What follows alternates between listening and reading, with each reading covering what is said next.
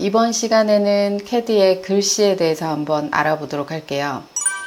글씨를 적으려면 먼저 글자 스타일을 지정해야 되겠죠.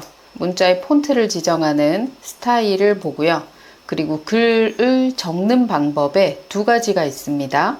D텍스트와 M텍스트 두 가지의 형태를 볼 거고요. 그리고 글씨를 적었는데 오타가 났다거나 그 다음 다른 글씨로 변경을 하고 싶습니다 라고 하는 글씨의 수정, 그리고 여러 글씨들 중에서 내가 특별한 글자만 빠르게 찾고 싶다라는 문자의 찾기, 그리고 변경까지 가능합니다. 자, 오늘은 우선 폰트를 생성하고 글씨를 적는 방법에 대해서 알아보도록 할게요. 그럼 시작해 보겠습니다. 자, 먼저 스타일에 한번 들어가 볼게요. ST, 단축키는 스타일 ST 눌러주시면 되고요. 자, 이렇게 창이 뜹니다. 문자의 스타일에 왼쪽에 보시면 주어지는 형태는 지금 내가 사용할 형태를 의미하는데 도면에서 꼭 하나의 글씨체만 쓰는 건 아니겠죠. 회사 로고로 쓰는 글씨, 치수 문자로 쓰는 글씨, 혹은 뭐 설명을 적을 때 주소로 쓰는 글 해서 다양한 글씨에 사용되는 내용들이 이렇게 있을 거예요. 그래서 스타일의 이름은 여러분이 알 수 있는 이름으로 정해 주시면 됩니다.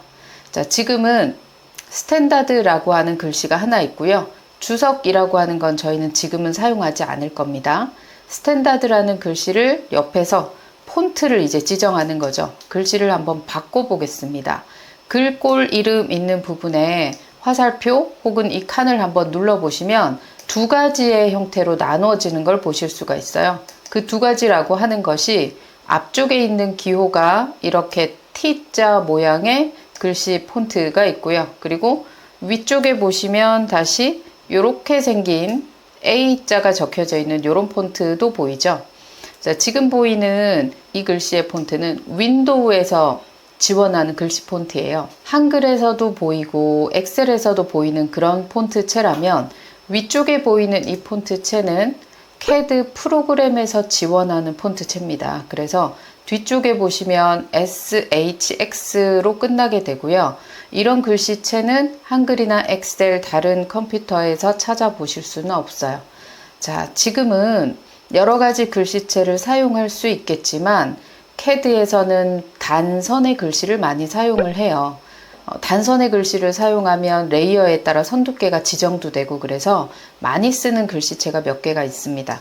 자, 이 글씨체를 찾을 때도요. 여기 커서에서 알파벳을 한번 제가 R이라고 누르면 R로 시작하는 첫 번째 칸으로 갑니다. 로만스라는 글씨체를 찍어보면 미리 보기가 보이죠.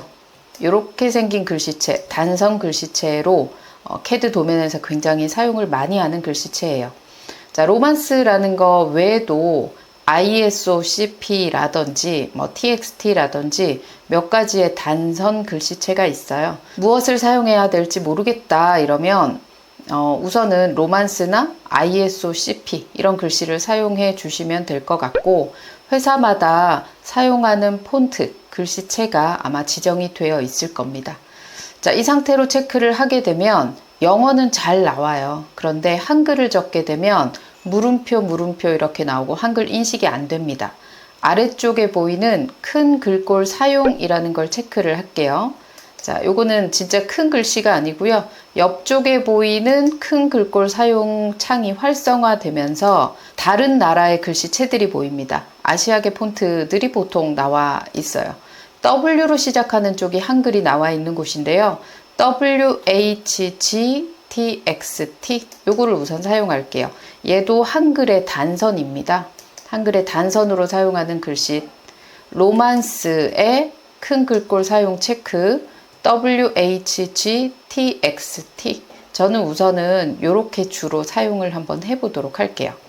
자, 그리고 아래쪽에 보이는 글씨의 높이가 있는데요. 글씨 높이는 무조건 0으로 하시는 게 좋아요. 높이를 지정하지 않고 0으로 주게 되면 로만스라는 이 폰트의 글씨 크기를 다양하게 사용할 수가 있습니다. 그래서 하나로 지정을 하면 고정된 값이 나오지만 지정하지 않으면 사용할 때마다 다양하게 여러분이 입력해서 쓰실 수가 있어요. 그래서 높이는 무조건 적지 않습니다. 0으로 해주시는 게 가장 좋고요. 밑에 효과는 한번 눈으로 보시면 됩니다. 거꾸로라는 거 체크해 보시면 글씨가 위아래로 뒤집어지죠. 다시 체크 풀고요. 반대로라고 하면 글씨가 거울에 비친 것처럼 반대로 형태가 표시가 되고요. 수직이라고 체크를 하면 세로로 나타나는 글씨의 모양을 보실 수가 있어요. 글씨 폭 2라고 넣어보시면 글씨의 자간이라고 하죠. 여기에 보이는 글씨의 폭이 이렇게 넓어지게 됩니다. 우선은 기본값 1로 만들어 둘게요. 그리고 기울기 각도 10도, 20도 이렇게 넣어보시면 이탈릭체처럼 기울어진 형태를 보실 수 있대. 이것 또한 높이처럼 항상 0이라고 지정을 해 두시면 사용할 때마다 얼마 할래요? 이렇게 물어봐요. 그러면 요것도 저희는 0으로 지정을 해 놓겠습니다. 자, 우선 적용 한번 할게요. 스탠다드라는 스타일의 글씨체는 로만스를 사용을 했어요. 자, 지금 하나의 글씨체만 만들었는데 하나 더 만들어 보도록 할게요. 자, 그럼 이번에는 여기 위쪽에 보시면 세로 만들기라고 있습니다. 도면에서 제가 하나의 글씨체를 더 사용하고 싶어요. 또 세로 만들기 클릭. 그러면 스타일 이름을 지정하죠. 자, 여기서는 여러분이 이제 원하는 대로 주시면 됩니다. 저는 연습 문자라고 한번 적어 볼게요. 연습 문자라고 넣고요.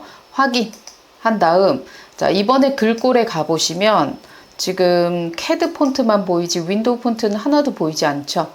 아래쪽에 보이는 큰 글꼴 사용을 체크를 했기 때문에 그래요. 이걸 풀어 볼게요. 그러면 또 윈도우 폰트가 나타나는데 저는 저희가 뭐 많이 쓰는 굴림체 이런 거를 하나 써볼게요. 굴림체를 사용할까 하는데 여러분 이 굴림체는 골뱅이가 있는 굴림체도 있고 골뱅이가 없는 굴림체도 있습니다. 골뱅이가 있는 굴림체를 사용하시면 세로 글씨가 돼요. 세로 글씨체는 주로 사용을 하진 않으니까 필요하실 때 골뱅이를 붙이시고 거의 대부분은 골뱅이 없는 굴림을 찾으시면 됩니다. 그리고 윈도우 폰트는 큰 글꼴 사용이라는 이 형태가 아예 비활성화되죠. 이건 나타나지 않고요. 굴림체로 만들고 아래쪽의 형태 보시면 똑같은데 폰트의 미리 보기도 보이고요. 수직은 골뱅이라고 했으니까 얘는 아예 비활성화되죠. 자, 이것도 하나 적용 만들었어요. 그럼 두 개를 했는데 지금 사용하겠다 하는 형태는 지금 연습 문자가 된 거죠. 저는 스탠다드를 바로 나가서 사용하고 싶어요. 그러면 스탠다드를 찍고 옆쪽에 보시면 현재로 설정이라고 있습니다. 한번 눌러주시고 닫기 하면 이제 글씨는 여기서 확인이 가능합니다. 주석에 보시면 여기에 폰트 스타일이 나와요. 스탠다드라고 하는 걸 지금 바로 사용하겠다라고 꺼내준 거고요. 한번 눌러보시면 아까 만들었던 연습 문자도 있죠. 글을 한번 적어 보도록 하겠습니다. 먼저 D텍스트와 M텍스트가 있는데요. D텍스트는 단축키 DT라고 한번 적어 볼게요.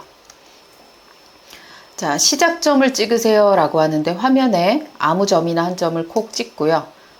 콕 찍었더니 이렇게 문자 높이 지정이라고 나오죠. 저희가 스탠다드라고 하는 글씨를 할 때 높이 지정을 하지 않았어요. 그러니까 이렇게 물어보죠. 자, 글씨 높이를 제가 10이라고 주겠습니다. 10 엔터. 그리고 나니 두 번째는 회전 각도 지정도 저희가 0으로 만들었었죠. 그러니까 또 한번 물어봐요. 0도는 그대로 하겠습니다. 엔터. 자, 커서가 깜빡일 때 글을 한번 적어 볼까요? 자, 오토캐드라고 적었고요. 엔터 누르면 다음 칸으로 넘어가죠. 이번에는 한글도 한번 적어 볼게요. 한영.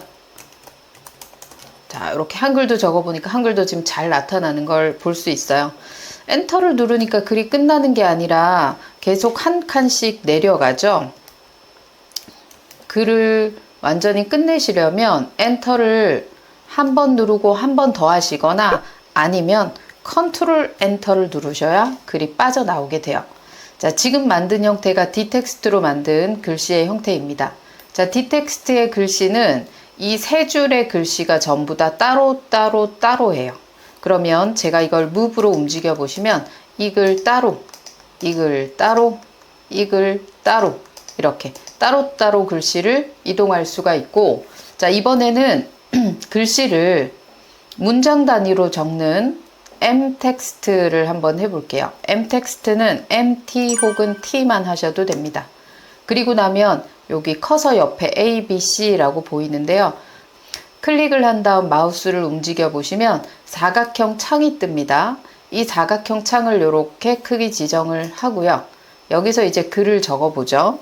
이번에도 그리고 엔터를 해볼까요? 또 한글도 적어 볼까요?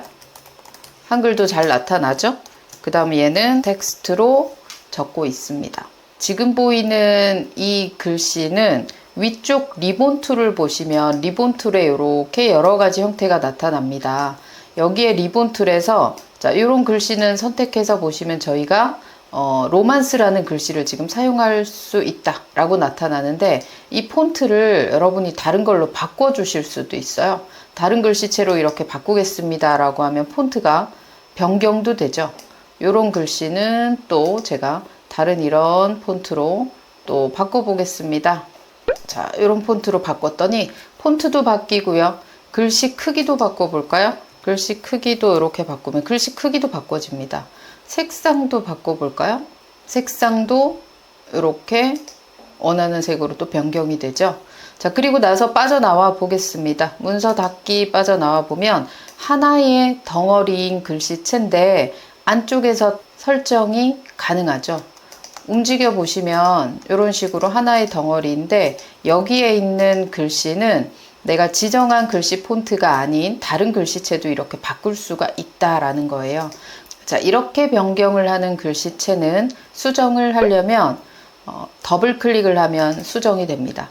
그리고 안에 들어가서 정확히 이 안에서만 색상이 다시 변경이 되고요. 그리고 폰트도 여기서만 변경이 됩니다. 그래서 MA 특성 복사를 한다든지 내가 빠르게 또 같이 그룹처럼 변경을 하고 싶을 때는 이게 방해가 될 수도 있어요. 그래서 특별한 경우가 아니고서는 굳이 그 안에서 글자를 바꾸기보다 지정한 스타일의 글씨를 그냥 사용해 주시는 게 좋아요. 글씨 수정은요. 글씨 수정은 아까도 봤지만 디텍스트 같은 경우도 두 번 더블 클릭을 하면 이렇게 수정이 됩니다. 그래서 오토캐드 이런 식으로 수정이 가능하고요. 그리고 여기에 있는 글씨를 선택을 해서 위쪽에서 스탠다드가 아니라 연습 문자로 바꾸겠습니다 라고 하면 이렇게 굴림체 폰트로도 변경이 됩니다. 그런데 m텍스트에서 안쪽에서 세부적으로 지정한 글씨는 아까처럼 이렇게 연습 문자라고 바꿔도 내가 억지로 바꾼 글자는 따라 바뀌지가 않는다는 거죠. 그래서 제가 안쪽에서 얘를 바꾸려면 반드시 여기에서 바꾸셔야 변경이 가능해요. 이번 시간에는 글씨 폰트를 만들고 간단히 입력하는 디텍스트와 m텍스트에 대해서 봤는데요. 다음 시간에 글씨 한 번 더 하도록 할게요. 수고하셨습니다.